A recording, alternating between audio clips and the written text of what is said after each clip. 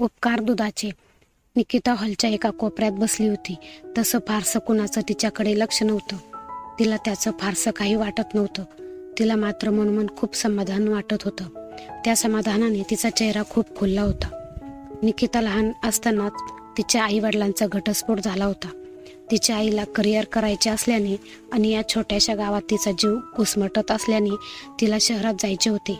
परंतु उच्च शिक्षण घेऊन आधुनिक तंत्रज्ञानाचा वापर करून शेती आणि दुग्ध व्यवसाय करण्याकडे तिच्या बाबांचा ओढा होता. तसं तर त्यांनी लग्नाच्या वेळेस तिच्या आईला सांगितले होते. परंतु तिला वाटले एवढा शिकलेला माणूस प्रगती करायची म्हणून इथून बाहेर पडेलच. तिची ही अटकळ अगदीच फोल ठरली आणि मग ती निकिताचा सारखा रागराग करू लागली. अखेर घटस्फोट झालाच. आता प्रश्न निकिताचा होता, कारण तिच्या आईला करिअरमध्ये तिचे लोडणे नको होते आणि तसंही निकिताला बाबाचा जास्त लळा होता. अशा अडचणीच्या वेळी निकिताची आत्या पुढे आली.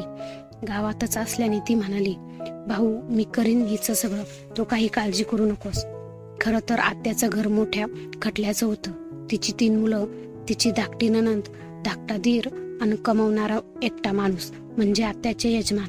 पण त्यांनीही निकिताला आपलं म्हणलं. ते तर म्हणले आमच्या तिघात ही चौथी. हळूहळू निकिता बाकीच्या भावंडांबरोबर मोठी होत होती. दिवसामागे वाढत होती. बाकीच्या भावातही एकच बहीण म्हणून खूपच सगळ्यांची लाडकी होती. त्यातच तिचा मोठा दादा पुढच्या शिक्षणासाठी शहरात गेला. तिला वाटलं त्यानं इथंच राहून शिक्षण केलं असतं तर. मग तिला आत्याने समजवले की अगं तो हुशार आहे, त्याला त्याची भरारी घेऊ दे.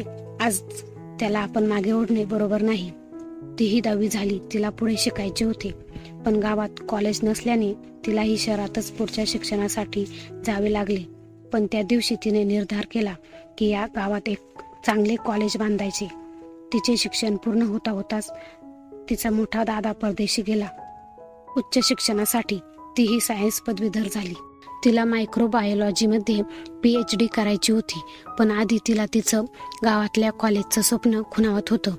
गावी गेल्यावर तिने तिच्या बाबांना आपली जी बंजर जमीन आहे त्यावर कॉलेज उभारायचा मानस असल्याचे सांगितले.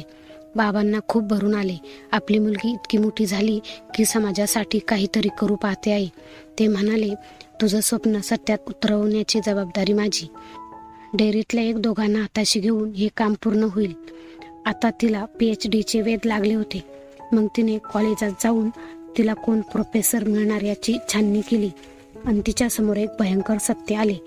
तिला ज्या प्रोफेसर मिळाल्या होत्या तिच्या थिसिससाठी त्या दुसऱ्या कोणी नसून तिचीच आई एकेकाळी तिला टाकून जाणारी. ती फारच हिरमुसली. तरीही तिने त्या बदलून मिळतील का याची चौकशी केली. पण दुर्दैवाने तसं काहीच होऊ शकत नव्हतं. दोलायमान परिस्थितीत आत्याला फोन केला.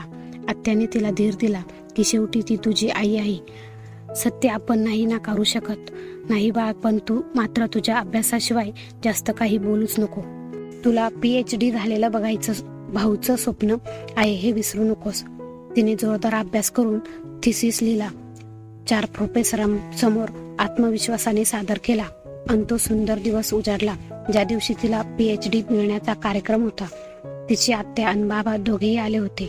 जेव्हा तिला PhD डिग्री मिळाली तेव्हा तिची आई खूप अपेक्षेने तिच्याकडे बघत होती. परंतु तिने तिचा उल्लेख फक्त प्रोफेसर गाईड असा केला. नंतर समारंभ संपल्यावर तिचे आई बाबा आत्या सगळे समोरासमोर आले. तिची आई म्हणाली, निकिता अगदी माझ्यासारखीच हुशार आहे आणि शेवटी तिनेही PhDला माझाच विषय निवडला.